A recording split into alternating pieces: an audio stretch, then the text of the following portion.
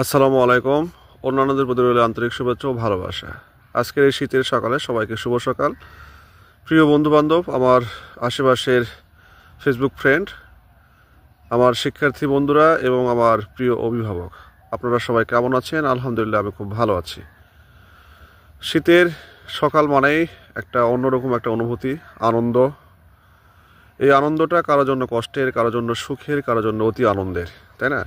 তার মানে এই শীতের সকালটা কেউ ফিল করে, এক একজন ফিল করে এক এক রকম। যে অঞ্চলে শীত বেশি, সেই অঞ্চলের মানুষের কাছে আসলে শীতের সকালটা বিড়ম্বনা, কষ্ট এবং অসহনীয় মাত্রার একটা যন্ত্রণা। যাই হোক, আমার প্রত্যেকটা ভিডিও শ্যুটের পিছনে একটা কারণ থাকে। তো মূলত আজকেও একটা কারণ নিয়েই এই ঘন কুয়াশার ঢাকা সকালবেলা মাঠের মধ্যে বা মাঠে এসে একটা ভিডিও শ্যুট করছি, জাস্ট মানুষের মনের মধ্যে একটু সচেতনতা বৃদ্ধির জন্য। প্রিয় বন্ধুবান্ধব এবং আমার শুভাকাঙ্ক্ষীরা, আপনারা জানেন যে প্রতি বছর বিশেষ করে উত্তর অঞ্চল বলতে রংপুর ডিভিশনটাকে শীতের জন্য বেশি হাইলাইটস করা হয়।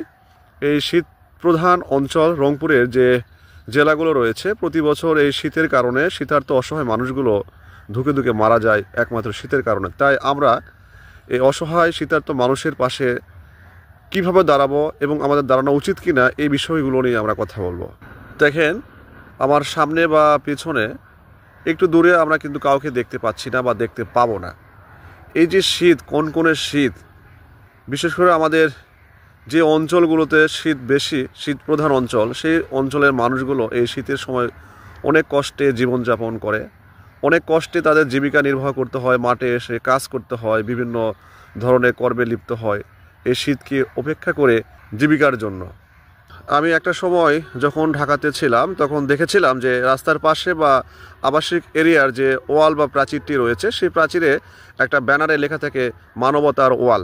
এখানে এসে আশেপাশের বা আবাসিক এরিয়ার যে মানুষগুলো রয়েছে তাদের শীতার্থ জামা কাপড় বা অপ্রয়োজনীয় যেগুলো তারা পরিধান করে না, সেই জামা কাপড় বা শীতের পোশাকগুলো এখানে এসে রেখে যেত। আর এই মানবতার ওয়াল বা প্রাচীরটি যারা সংরক্ষিত করতো বা যারা এটা পরিচালনা করতো, সে কাপড়গুলো তারা সংগ্রহ করে শীতার্থ মানুষ, অর্থাৎ যারা শীতে অসহায় অবস্থায়, শীতের কারণে যারা কষ্ট যন্ত্রণায় ভুগছে, তাদের কাছে পৌঁছে দিত। আমরা চাইলে এভাবেও আমরা শীতার্থ অসহায় মানুষের পাশে দাঁড়াতে পারি। আমাদের অনেকের সামর্থ্য রয়েছে তাদের পাশে দাঁড়ানো। যাদের সামর্থ্য রয়েছে তা আপনারা অবশ্যই এই শীতার্থ অসহায় মানুষের পাশে দাঁড়াবেন। অর্থ দিয়ে হোক, পোশাক, শীতের পোশাক দিয়ে হোক, যেভাবে হোক না কেন আপনারা দাঁড়ানোর চেষ্টা করবেন। কারণ আপনাদের সাহায্য সহযোগিতায় হয়তোবা শীত প্রধান বা শীত অঞ্চলের একটা অসহায় শীতার্থ মানুষের জীবন বেঁচে যেতে পারে। তাই আসুন আমরা সবাই মিলে আমাদের সামর্থ্য অনুযায়ী যতটুকু সম্ভব অসহায় শীতার্থ মানুষের পাশে দাঁড়াই।